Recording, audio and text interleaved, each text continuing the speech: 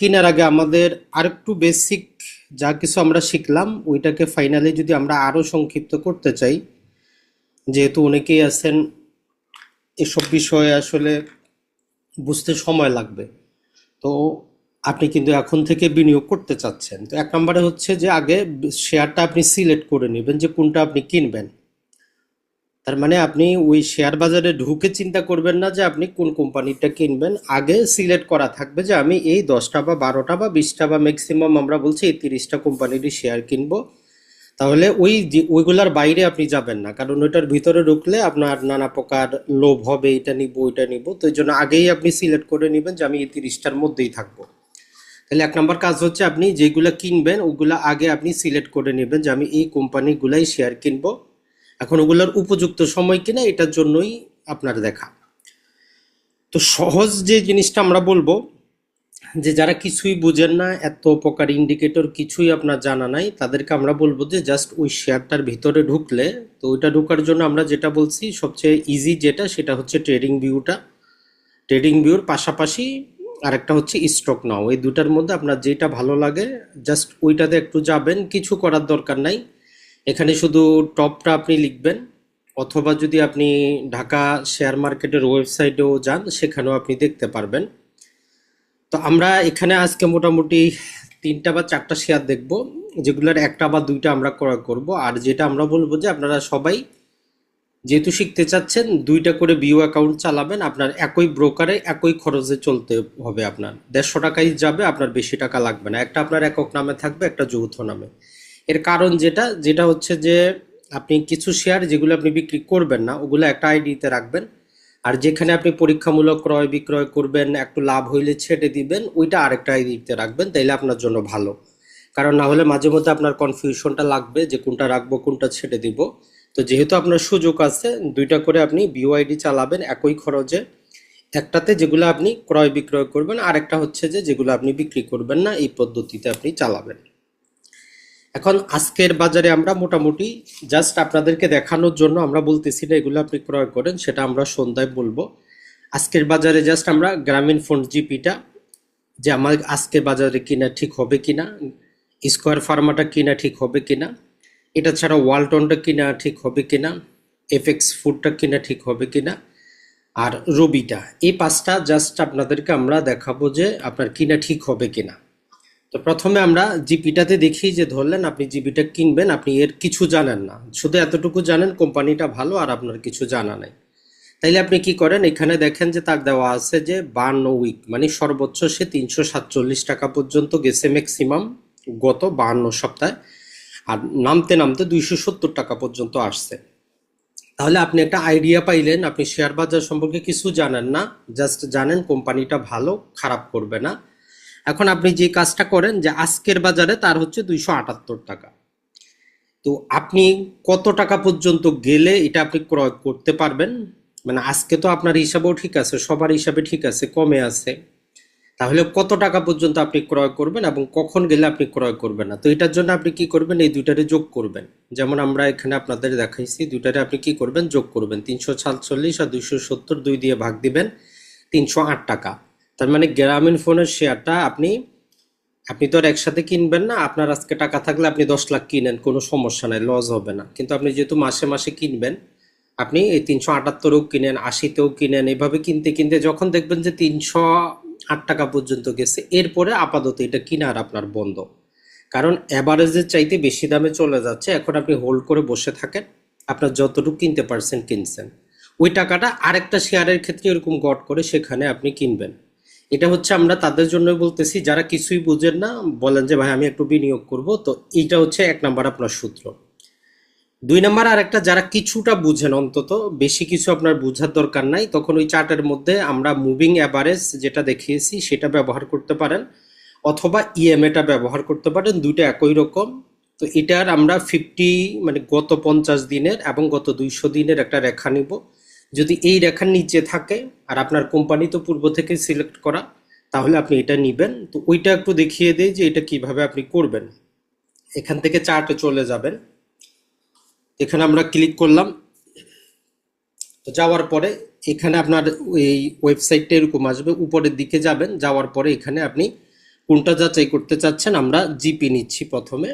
তো জিপি নিলাম, তো এটা এরকম আসতেছে। তো আপনি যেটা করবেন, আমরা ইন্ডিকেটর যেগুলো লাগাবো, তো ওই জন্য আপনি যে কাজটা করবেন, এখানে দেখেন যে ইন্ডিকেটর অপশন আছে, এখানে যান, মুভিং অ্যাভারেজটাই নেই আমরা। তো মুভিং এ নিলাম, এই তো দেখেন মুভিং অ্যাভারেজ। তো এটা আমাদের চার্টের মধ্যে চলে আসছে। তো এখান থেকে সেটিংয়ে যাব আমরা। বাই ডিফল্ট 9 দিনের থাকে, আমরা এটাকে করব 50 দিনের। আর এর কালারটা আমরা গ্রিন কালার করে দেই, তাহলে আমাদের বুঝতে ভালো হবে, একটু মোটা করে দেই। তো তাহলে দেখেন যে গ্রিন কালার হয়ে গেছে মোটা। তো এটা হচ্ছে আমাদের একটা, মানে গত 50 দিনের তুলনায় শেয়ারটা কম দামে বিক্রি হচ্ছে। তো আরো একটা আমরা ইন্ডিকেটর লাগাবো, এটাই লাগাবো, তবে এটাকে আমরা 200 দিনের লাগাবো, দীর্ঘমেয়াদে, যেহেতু আমরা দীর্ঘমেয়াদে হোল্ড করার চেষ্টা করতেছি। তো ওইটার ক্ষেত্রে আবার নেবেন, নেওয়ার পর এখানে আপনি চলে যান, এর সেটিং অপশনে গিয়ে এখানে আপনি 200 দিন দিয়ে দেন। আগে ছিল আমাদের 50, একই ইন্ডিকেটর আমরা এখানে 200 দিনের ব্যবহার করব। আর স্টাইলটা এটা রেড দিয়ে দেই, যেহেতু আমাদের এটা হচ্ছে বেস লাইন। তো এই হচ্ছে আমাদের, দেখেন যে দুইটা রেখা চলে আসলো, আপনার আর কিচ্ছু দেখার দরকার নাই। যেটা বড় এটা হচ্ছে যে গত 52 সপ্তাহে অন অ্যাভারেজে যেই দামে বিক্রি হওয়ার কথা, সেটা হচ্ছে 308 টাকা। যেমন আমরা ওই অ্যাভারেজটা করলাম। তাহলে আপনি যদি এই চারটা বুঝেন, ম্যানুয়ালি আর ওই অ্যাভারেজও করার দরকার নাই, এখানে আপনাকে দেখাচ্ছে। আর গত 50 দিনে 292 টাকা। আর আজকে এটা বিক্রি হচ্ছে, যে যদি আমরা দেখি আজকে রানিং বাজার, তো এখানে দেখেন আরেকটা, তো এটা আমরা প্রতি মিনিটে নিই, তাহলে আজকে রানিং বাজার দেখবেন। এটা হচ্ছে এখনকার রানিং বাজার। এখানে দামটা উপরে উঠতেছে, নিচেও নামতেছে। দেখেন যে এটা সর্বোচ্চ 79 টাকা 50 পয়সা পর্যন্ত বিক্রি হয়েছে, আবার নিচে 78 টাকাও বিক্রি হয়েছে। এটা প্রতি মিনিটে আসতেছে। তো চাইলে আপনি গত 5 মিনিটে দেখতে পারেন, এখানে এই যে গত 5 মিনিটে কেমন হয়েছে। তো গত 5 মিনিটে দেখেন, যদি আমরা দেখি গত, এটা কিন্তু আর এখন আর ওই যে আপনার 200 দিনের হিসাব করে, এটা জাস্ট গত 5 মিনিটে যতবার ক্যান্ডেলগুলো হয়েছে ওইটা বোঝাচ্ছে।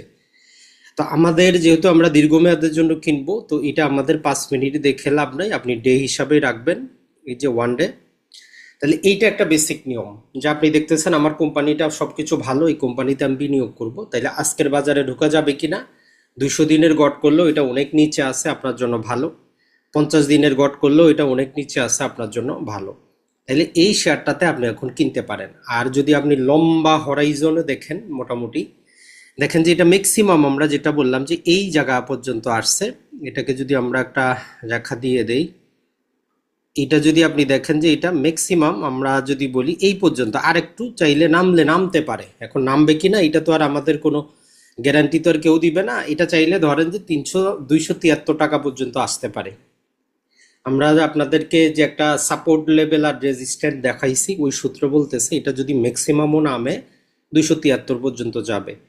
এখন আপনি যদি অল্প কেনার ইচ্ছা থাকে, আপনি কিনে নেন, সমস্যা তো নাই। আজকে 10টা কিনেন, 10 দিন পরে 2টা কিনেন, 5টা কিনেন, আপনার টেনশন নাই, কারণ অ্যাভারেজের চাইতে কম আছে। এখন এই একই সূত্রটা আমরা প্রয়োগ করি স্কোয়ারের ক্ষেত্রে। SQ এর স্কোয়ারের ক্ষেত্রে আপনি যান। তো স্কোয়ারের ক্ষেত্রে যদি যান, এখন দেখেন যে আপনি যে জিনিসটা দেখতেছেন, যে এটা হচ্ছে আমাদের গত, লাল রেখাটা হচ্ছে 200 দিনের, সবুজটা হচ্ছে 50 দিনের। তো এটাও তার নিচে বিক্রি হচ্ছে। এখন আপনি কিনবেন কিনা, তো এটার ক্ষেত্রে আপনার একটা জিনিস মনে রাখতে হবে, যে সম্ভবত 15 তারিখে হচ্ছে এর ডিভিডেন্ডের ডেট, রেকর্ড ডেট যেটাকে বলে, মানে ওই ডেটে যার নামে স্কোয়ারের সেই ইয়াটা থাকবে, সে 12 টাকা করে প্রতি শেয়ার প্রতি তার ডিভিডেন্ডটা পাবে। এখন আপনি যেহেতু পূর্বে কিনেন নাই, তো আজকের বাজারে আপনার না কিনাই ভালো। কারণটা কি? ওই ডিভিডেন্ডের টাকাটা আপনি সাথে সাথে পান না, এটার জন্য সময় লাগে। যেমন এখানে যদি আমরা একটা দেখাই, এখানে সম্ভবত থাকার কথা এখানে, অথবা তার পরেরটার মধ্যে ডিভিডেন্ডের হিসাবটা জাস্ট একটু দেখার চেষ্টা করি। জাস্ট আমরা পরে আনতেছি, না হলে না। তাহলে এইখানে যে রেকর্ড ডেটটা দেখেন 14ই, এটা আমাদের জিপি, সরি, স্কোয়ার ফার্মা।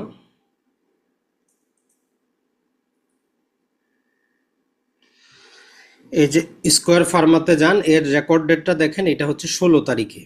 আজকে আজকে হচ্ছে আমাদের 12ই নভেম্বর, তার মানে 16ই নভেম্বর। এটা যত ইন্ডিকেটর দিচ্ছে আপনি জানেন, 16ই নভেম্বর হচ্ছে রেকর্ড ডেট। তো এই জন্য আমরা কি বলছি, যেই পরিমাণ সে ডিভিডেন্ড দিবে রেকর্ড ডেটে, ওই পরিমাণ তার শেয়ারের দাম কমে যাবে। এটা কমে যাওয়া না, এটাকে বলে যে অ্যাডজাস্ট করা। তাহলে আপনি যেহেতু পূর্ব থেকে কিনেন নাই, আজকে আপনি যত টাকা দিয়ে কিনেন আপনার শেয়ারের দামটা কম থাকবে, আপনার যে পোর্টফোলিও রেট হয়ে যাবে, আর আপনার ব্যাংকে টাকাটা 1-2 মাস পরেও আসতে পারে। আবার বাংলাদেশে কিছু কোম্পানি আছে ডিভিডেন্ড ঘোষণা করে ডিভিডেন্ড দেয় না, 6 মাস পরে দেয়, 1 বছর পরে দেয়, নানা প্রকার। তো এই জন্য আপনি যেহেতু নতুন, ডিভিডেন্ডের আশা এখন ক্রয় করে লাভ নাই। আপনার টার্গেট থাকবে আপনি শেয়ার সংখ্যা বাড়াবেন। তাহলে যেহেতু আমরা এইটা দেখতেছি কত, আমাদের যে 212 টাকা বিক্রি হচ্ছে, সে 12 টাকাকে দিচ্ছে, ডিভিডেন্ড দিচ্ছে, তার মানে এটা 17 তারিখে যেদিন বিক্রি হবে, এর রেকর্ড ডেটটা কত, 16 তারিখে, তার মানে 17 তারিখে আপনি এইটা 200 টাকায় পাবেন। 17 তারিখে এটা বাই ডিফল্ট বিক্রি হবে 200 টাকায়। তো আজকের বাজারে 212 টাকা কিনে আপনার লাভ নাই, আপনার 3 মাস পরে ব্যাংকে আসবে ওই যে 12 টাকা করে, তো ওইটার আপনার দরকার নাই, আপনি একটু হোল্ড করেন। আর চাইলে আপনি যখন এই রেকর্ড ডেটার পরেও আরো 3-4টা বাজার দেখতে পারেন, কারণ সবাই যারা বড় বড় পার্টি যাদের নামে রেকর্ড হয়ে গেছে 12 টাকা পাইছে, ওরা বিক্রি করে কয়দিনের জন্য বের হবে। তো অতটা তো আর কমবে না, ম্যাক্সিমাম হয়তো দেখেন যে 195, 196 এই পর্যন্ত থাকবে। তো আপনার স্কোয়ারটা আপনি কি করবেন, অপেক্ষা করেন। আপনি 16 তারিখ রেকর্ড ডেটটা পার হয়ে যাওয়ার পরে তারপরে এটা কিনবেন। এই পর্যন্ত হচ্ছে কথা।